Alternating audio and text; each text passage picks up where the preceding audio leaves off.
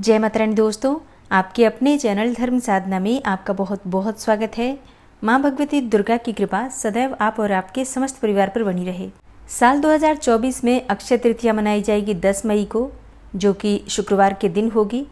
तो सबसे पहले तो आप सभी को मेरी तरफ से अक्षय तृतीया की मंगल शुभकामनाएं। माँ लक्ष्मी की कृपा सदैव आप पर बनी रहे। दोस्तों, अक्षय तृतीया एक ऐसा पावन पर्व है जिस दिन आप कोई भी कार्य करते हैं तो उसका फल आपको कई गुना होकर प्राप्त होता है। इस दिन अबूझ मुहूर्त होता है, तो कोई भी शुभ कार्य प्रारंभ किया जा सकता है। किसी भी प्रकार का कार्य हो, जैसे कि आप कोई नया व्यापार शुरू करना चाहते हो या फिर आप अपनी कोई दुकान खोलना चाहते हो, कोई भी कार्य आप करना चाहते हैं तो आज से शुरू कर सकते हैं। अक्षय तृतीया के दिन किसी भी प्रकार का शुभ और मांगलिक कार्य किया जा सकता है, तो इसके लिए पंचांग दिखाने की उतनी आवश्यकता नहीं होती है। लेकिन इस बार गुरु और शुक्र दोनों अस्त है। ऐसी अवस्था में विवाह, जनेऊ, मुंडन इत्यादि जो भी मांगलिक कार्य होते हैं वो इस बार अक्षय तृतीया के दिन नहीं किए जाएंगे। इसके अलावा आप खरीदारी कर सकते हैं, मतलब किसी भी प्रकार की खरीदारी कर सकते हैं। तो अब जैसे कि बहुत से भक्तों के प्रश्न आते हैं कि क्या आज के दिन हम बिजली के सामान जैसे कि फ्रिज हो या टीवी हो, कोई इलेक्ट्रॉनिक गैजेट्स हो, तो क्या खरीद सकते हैं? जी हाँ, बिल्कुल खरीद सकते हैं। देखिए, अक्षय तृतीया एक बहुत ही शुभ दिन है। इस दिन अगर आप कोई भी खरीदारी करते हैं, चाहे फिर सोने चांदी की करते हों, बर्तनों की करते हों या फिर आप वस्त्र इत्यादि खरीदें, कोई भी खरीदारी करते हैं जैसे कि भूमि, भवन, वाहन, ये सब चीज़ें भी आज के दिन खरीदी जाती हैं। इससे क्या होता है, मतलब समृद्धि बढ़ती है। जब हम शुभ दिन का लाभ उठाते हैं, जैसे कि कोई भी शुभ दिन हो उसको हम उसी प्रकार से मनाते हैं जिस प्रकार से उसे बताया गया है, तो उससे हमारे घर में समृद्धि आती है। ये एक त्योहार का माहौल बन जाता है। आप कोई भी चीज़ घर में लेकर आएंगे, खुशियाँ आती हैं उसके साथ, और फिर खुशियों के साथ सकारात्मक ऊर्जा आती है, तो इसका बहुत अधिक लाभ होता है। तो देखिए, खरीदारी आप अपने सामर्थ्य के अनुसार कर सकते हैं, जो भी आपकी सामर्थ्य में हो या जो भी आपकी ज़रूरतें हो उसके अनुसार से आप खरीदारी कर सकते हैं। लेकिन कई बार कई लोगों की परिस्थितियां ऐसी भी होती हैं कि वो कोई बड़ी खरीदारी नहीं कर पाते हैं। ऐसे में प्रश्न उठता है कि आज के दिन का लाभ हम कैसे उठाएं।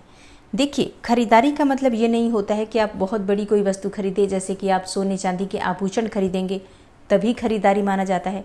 खरीदारी का मतलब ये होता है कि जितनी हमारी सामर्थ्य में है, जो भी हमारी सामर्थ्य में है, हम अपने उपयोग की या उस दिन के अनुसार अगर हम कोई भी चीज़ खरीद कर घर में लाते हैं तो माँ लक्ष्मी का वास हमारे घर में हो जाता है। मतलब ऊर्जा का प्रयोग हम कर लेते हैं। उस दिन की जो ऊर्जा है उसको किसी भी प्रकार से हमें प्रयोग करना है, जो भी हमारी सामर्थ्य में है। जैसे कि अगर आप बहुत कुछ नहीं खरीद पाते हैं तो ऐसे में आप छोटी सी कोई कटोरी लेकर आ सकते हैं, पीतल का कोई भी पात्र लेकर आ सकते हैं। पीले रंग का वस्त्र अगर आप खरीद कर लाते हैं तो ये भी अक्षय तृतीया के दिन के लिए बहुत शुभ माना जाता है। मतलब वस्त्र में आप पीले वस्त्र की खरीदारी कर सकते हैं, कोई भी वस्त्र। मतलब चाहें तो पीले रंग का एक छोटा सा अपने घर में मंदिर में बिछाने के लिए एक कपड़ा भी अगर आप खरीद कर लाते हैं तो वो भी आज के दिन की ऊर्जा को आपके घर में व्यवस्थित करता है, जिससे कि आपके घर में समृद्धि बनी रहती है। ठीक है, तो ऐसा नहीं है कि अक्षय तृतीया के दिन आपको सोना चांदी आभूषण ही खरीदना है। बस अपने घर में कुछ न कुछ खरीद कर ज़रूर लाना है, बाहर से खाली हाथ नहीं आना है। बस इतना ध्यान रखिए, कोई चीज़ हम अपने घर में खरीद कर लेकर आए, चाहे वो चांदी का सिक्का हो या फिर एक छोटा सा मिट्टी का बर्तन ही क्यों ना हो, आप लेकर आइए। उसी से अपने घर के मंदिर में रखकर उस दिन की पूजा कर लीजिए। कोई भी सामग्री उसमें भर कर रख दीजिए, पूजा कर लीजिए और फिर उसका अपने घर में अगले दिन से प्रयोग कर सकते हैं। और इसके अलावा भी शास्त्रों में कुछ ऐसी चीज़ें बताई गई हैं जो बहुत कम पैसे में, बहुत कम खर्चे में हर कोई खरीद सकता है और आज के दिन माँ लक्ष्मी की कृपा पा सकता है। इनमें से पहली चीज़ है दक्षिणावर्ती शंख।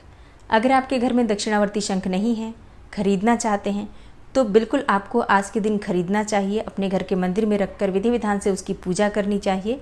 मतलब पहले तो अभिषेक कर लीजिए दक्षिणावर्ती शंख का पंचामृत से, फिर उसके बाद से शुद्ध जल से अभिषेक करके और घर के मंदिर में एक लाल कपड़ा बिछाकर उसी पर स्थापित करके और वहीं बैठकर विधि विधान से धूप दीप अक्षत पुष्प अर्पित करके दक्षिणावर्ती शंख की पूजा कर लीजिए।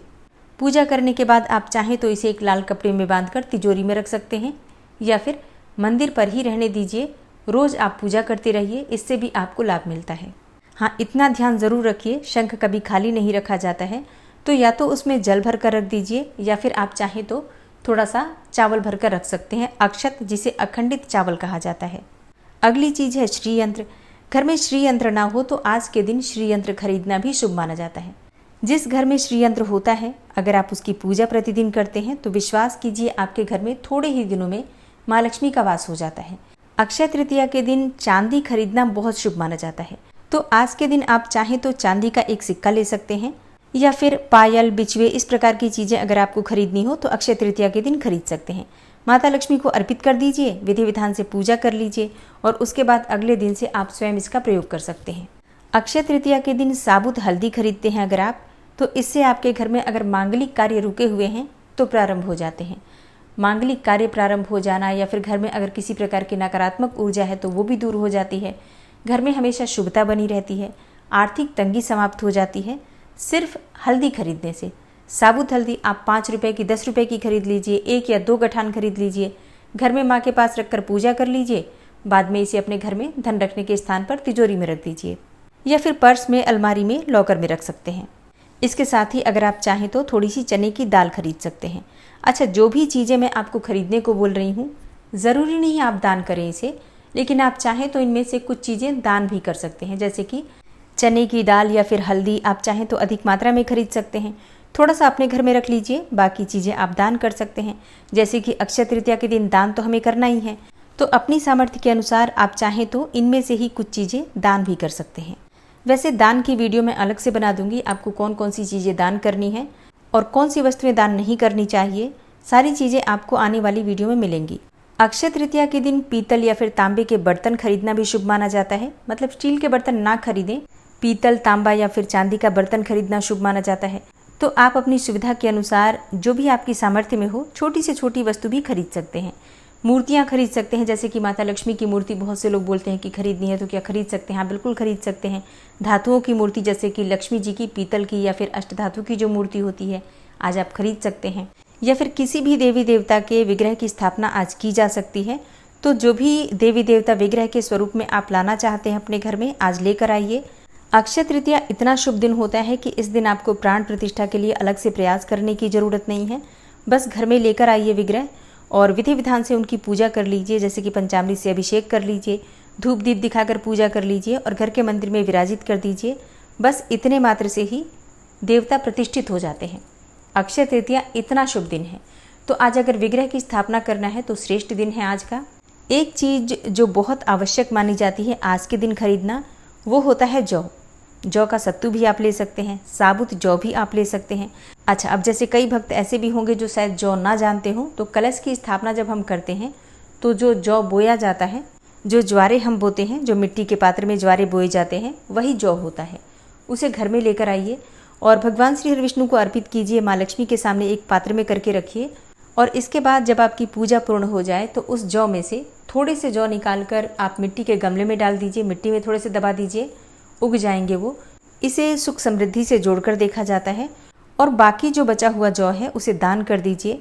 आज के दिन जौ दान करना सोना दान करने के समान माना जाता है। मतलब कहा जाता है ना कि आज के दिन हम जो दान करते हैं वही हमें जन्म जन्मांतर तक प्राप्त होता है। तो अगर आप जौ दान करते हैं तो स्वर्ण दान के बराबर फल प्राप्त होता है और जिनकी सामर्थ्य में है स्वर्ण दान करना, उन्हें सोना दान भी करना चाहिए। इसके अलावा अगर आप चने की दाल का दान करते हैं, हल्दी का दान करते हैं, तो इसे भी स्वर्ण दान के समान ही माना गया है। अक्षय तृतीया के दिन मिट्टी का घड़ा खरीदना बहुत शुभ माना जाता है, तो छोटा सा ही सही पर मिट्टी का घड़ा खरीद कर घर में ज़रूर लेकर आइए। अक्षय तृतीया की पूजा में कलश की स्थापना की जाती है, तो उसी कलश को, मतलब मिट्टी का जो कलश आप लेकर आते हैं, भगवान के सामने स्थापित कीजिए। जब आपकी पूजा पूर्ण हो जाती है तो उस कलश में से जल लेकर और अपने घर में चारों तरफ छिड़काव कीजिए। अगर आपका व्यापारिक स्थल है तो वहाँ पर भी छिड़काव कीजिए। बचे हुए जल में से परिवार के सभी सदस्य ग्रहण करें और फिर बाद में इस कलश को अपने घर में आप प्रयोग कर सकते हैं। जैसे कि चाहें तो आप उसमें कुछ अनाज भर कर रख सकते हैं, थोड़ा बड़ा घड़ा हो तो आप चाहें तो जल भर कर भी रख सकते हैं। अभी गर्मियाँ हैं तो अगर मिट्टी के पात्र में रखा हुआ जल हम पीते हैं तो हमारे स्वास्थ्य के लिए भी अच्छा होता है, तो आप इस प्रकार से प्रयोग कर सकते हैं। तो चाहे आप घर में सोना भी खरीदते हैं तब भी आपको घड़ा ज़रूर खरीदना चाहिए, और ये बहुत महंगा तो है नहीं और गर्मियों में ज़रूरत की वस्तु भी है। तो एक कलश खरीद कर अगर आप लाते हैं, अपने घर में स्थापित करते हैं, पूजा करते हैं, फिर घर में स्वयं उसका प्रयोग करते हैं जल पीने के लिए, ये आपके स्वास्थ्य के लिए भी अच्छा होगा और अक्षय तृतीया की शुभता को भी लेकर आएगा। तो ये कोई बहुत महंगा भी नहीं है, सबके लिए आसान है। इसके अलावा अगर आप सुहागिन महिला हैं तो आपको सुहाग की सामग्री ज़रूर खरीदनी चाहिए। बहुत कुछ नहीं खरीद पाते हैं तो सिंदूर, बिंदी, चूड़ियाँ, ये चीज़ें ज़रूर खरीदिए। और ये सुहाग की सामग्री आप माता लक्ष्मी को या फिर माता पार्वती को अर्पित कीजिए और फिर विधि विधान से पूजा करने के बाद आप अगले दिन से स्वयं भी इसका प्रयोग कर सकते हैं या फिर चाहें तो किसी को इसमें से कुछ चीज़ें दान भी कर सकते हैं। ठीक है, मतलब अक्षय तृतीया के दिन सुहाग की सामग्री हमें दान भी करना है तो इतनी संख्या में लेकर आइए कि स्वयं भी कुछ प्रयोग कर लें और किसी को दान भी थोड़ा सा कर सकें। और सुहाग की सामग्री हमेशा किसी सुहागिन महिला को ही दी जाती है या फिर आप किसी सुहागिन ब्राह्मणी को दें या परिवार में भी कोई सुहागिन महिला हो तो आप उसको दे सकते हैं। तो अब जो भी चीज़ें मैंने आपको बताई इनमें से कोई भी चीज़ महंगी नहीं है। देखिए, महंगी खरीदारी आप करना चाहें तो फिर इसके लिए तो बताने की आवश्यकता ही नहीं है। आपके पास पैसे हैं तो आप सोने चांदी या फिर भूमि भवन वाहन कोई भी चीज़ खरीद सकते हैं। अगर आपके पास पैसे ना हो, आप परेशान ना हो, इनमें से कोई ना कोई चीज़ आप लेकर आ जाइए, कोई भी एक चीज़ लेकर आ जाइए जिससे कि आज के दिन की यानी कि अक्षय तृतीया के दिन की शुभता आपको प्राप्त हो जाएगी। और फिर माता लक्ष्मी की आराधना कीजिए, मंत्रों का जप कीजिए। अक्षय तृतीया विशेषकर ये दिन होता है जब हम पुण्य को संचित करते हैं, तो अधिक से अधिक संख्या में माता लक्ष्मी के मंत्रों का जप कीजिए, क्योंकि आज जपा गया मंत्र बहुत जल्दी फल भी देता है और कई गुना लाभदायक भी होता है। ऐसी अवस्था में जिस भी चीज़ की आपको कामना हो उसी मंत्र का जप आज आप कर सकते हैं। और इसके अलावा अक्षय तृतीया पर धनवर्षा पोटली बनाई जाती है, तो आने वाली वीडियो में धनवर्षा पोटली कैसे बनाई जाती है मैं आपको बताने वाली हूँ। इसके अलावा दान क्या करें और कब करें दान करने का, खरीदारी करने का शुभ मुहूर्त क्या है, पूजा का शुभ मुहूर्त क्या है, अक्षय तृतीया के दिन माता लक्ष्मी की या फिर देवी देवताओं की पूजा हम किस प्रकार से कर सकते हैं, क्या करना चाहिए क्या नहीं करना चाहिए, सारी जानकारी आपको आने वाली वीडियो में मिलने वाली है। तो चैनल से जुड़े रहिए ताकि सारी जानकारी आपको सही समय पर प्राप्त हो सके। मिलती हूँ मैं आपसे अगली वीडियो में, तब तक के लिए जय श्री राधे।